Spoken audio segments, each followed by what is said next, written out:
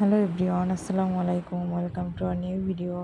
তো আজকে একটু শান্তি পেলাম, কারণ মুষলধারে বৃষ্টি হচ্ছে। মাশাআল্লাহ, আলহামদুলিল্লাহ।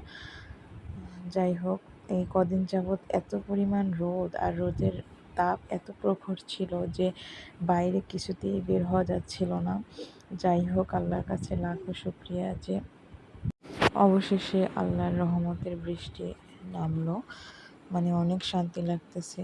এই তো এরপর দেখি যে আপুর রান্না করা শেষ। আজকে রান্না করছিল ডিম আলু, আর সকালেও রান্না করছিল, সেটা তরকারি ছিল।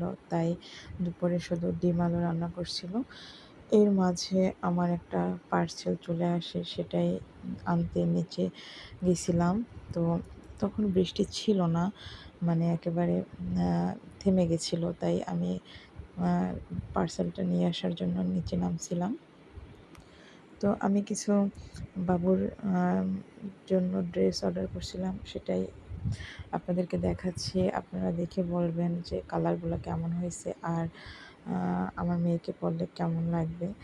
তো হ্যাঁ, আমার কাছে বেশ ভালোই লাগছে, মানে কোয়ালিটিটা মোটামুটি ভালোই ছিল। যাই হোক, আমি মোট 4টা ড্রেস ওর জন্য অর্ডার করছিলাম। এই কুশি কাটা ড্রেসগুলো আমার অনেক ভালো লাগে। তো আমি এই 4টা ড্রেস ওর জন্য অর্ডার করছিলাম।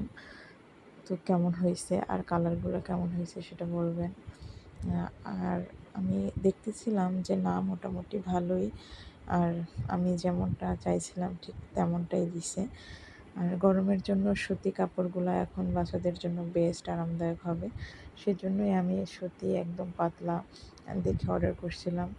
আর ওকে পরলে মাশাআল্লাহ ভালোই লাগবে আমার মনে হইতেছে।